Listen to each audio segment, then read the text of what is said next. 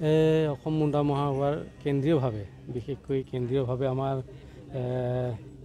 আৰু কেন্দ্ৰীয় মহিলা সমিতি আৰু যুৱ ছাত্ৰ পৰিষদ এই তিনিটা সংগঠনে মিলি কেন্দ্ৰীয়ভাৱে ইয়াত 150 বছৰীয়া ৰাষ্ট্ৰীয় শ্বহীদ বীৰ বিৰছা মুণ্ডাৰ জন্ম জয়ন্তী পালন কৰিবলৈ লোৱা হৈছে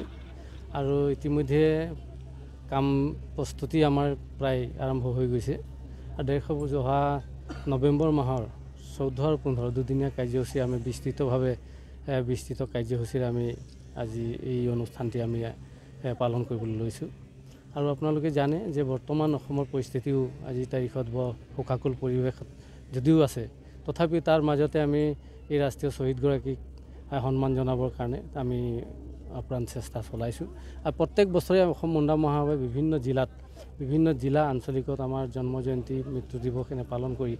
ৰাষ্ট্ৰীয় শ্বহীদগৰাকী যিবিলাক আদৰ্শ দেখাই গৈছে তেখেতৰ উপদেশবিলাক তেখেতৰ পৰামৰ্শবিলাক পালন কৰাৰ ক্ষেত্ৰত আমি অসম মুণ্ডা মহাসভাই সমাজখন সংস্কাৰ কেনেকৈ কৰিব পাৰি আৰু জাতিটোক আগবঢ়াই নিয়াৰ ক্ষেত্ৰত তেখেতৰ যি অৱদান সেই অৱদানৰ স্বীকৃতি দিয়াৰ ফলস্বৰূপে আজিও আমি অসম মুণ্ডা মহাসভাই এই নন্দনবন চাহ বাগিচাৰ কৈলাশপুৰী খেলপথাৰত অহা 14 আৰু 15 নৱেম্বৰ তাৰিখে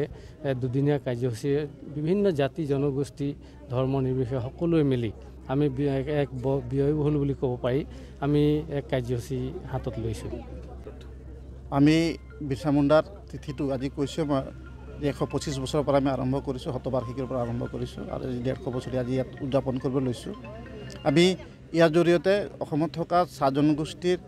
মুণ্ডা সমাজখনৰ লগত চাহ জনগোষ্ঠী আদিবাসী সকলো জাতিৰ মানুহক আমি একত্ৰিত কৰি যাতে এখন সুস্থ সমাজ গঢ়াৰ যি বিৰছা মুণ্ডাৰ যিটো অৱদান আছে তাকে আমি আগুৱাই লৈ যাবৰ কাৰণে আমি ইয়াত প্ৰয়াস কৰোঁ আৰু আজি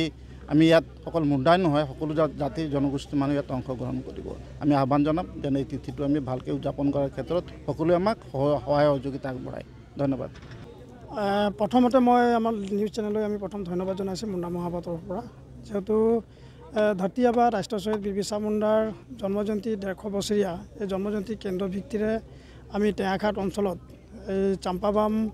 ৰাজহুৱা খেলপথাৰত আমি অনুষ্ঠিত কৰিছোঁ দুদিনীয়া কাৰ্যসূচীৰে আৰু এই কাৰ্যসূচীৰ কাৰণে আজি আমি প্ৰথমতে আমি লাইখুটা স্থাপন কৰিছোঁ আৰু ইয়াত আমাৰ কেন্দ্ৰীয় সমিতিৰ শ্ৰদ্ধাৰ সভাপতি উপদেষ্টা আমাৰ শিৱপ্ৰসাদ বৰ্তা প্ৰমুখে কৰি আমাৰ সাধাৰণ সম্পাদক ৰবি বাৰ্লা প্ৰমুখে কৰি আমাৰ জিলা সমিতি মহিলা সমিতি সকলো বিষয়ববীয়াৰ উপস্থিতিত আজি আমি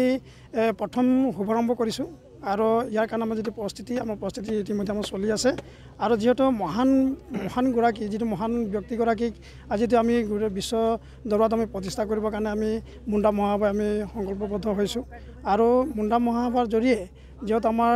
গৌৰৱ দিৱস হিচাপে মানে বৰ্তমান চৰকাৰে যেতিয়া ঘোষণা কৰিছে আমি ভাবিছোঁ বৰ্তমান চৰকাৰে যাতে আমাৰ এই গৌৰৱ দিৱস হিচাপে 15 নৱেম্বৰ তাৰিখটো যাতে আমি চৰকাৰীভাৱে যাতে আমাৰ বন্ধ কাৰ্যসূচী তেওঁলোকে ঘোষণা কৰক আৰু